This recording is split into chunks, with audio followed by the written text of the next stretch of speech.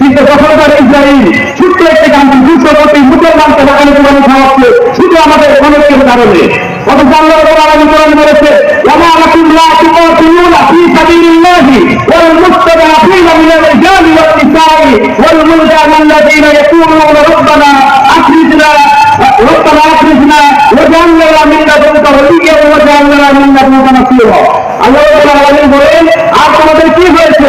তোমরা লড়াই করছো না, সংগ্রাম করছো না, এই সমস্ত নির্যাতিত নিপীড়িত মানুষের মুক্তির জন্য যারা জিহাদ করে দেবে আমার রব আমার আল্লাহ তোমার পক্ষ থেকে আমাদের জন্য একজন নেতা, আমাদের জন্য একজন সরকারি প্রধান সেটি আমাদের এই জুলুমবাজ থেকে জুলুমবাজের হাত থেকে নিরাপদ স্থানে নিয়ে যাবে এরকম একটি সাহায্যকারী পাঠাও।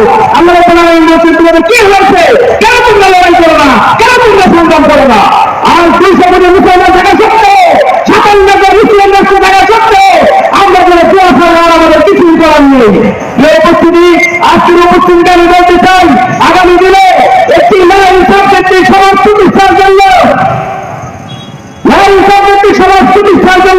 নির্যাতিত নিপীড়িত মানুষের অধিকার বাস্তবায়নের জন্য শুধু রক্ত দিতে হাত থেকে প্রস্তুত আছে।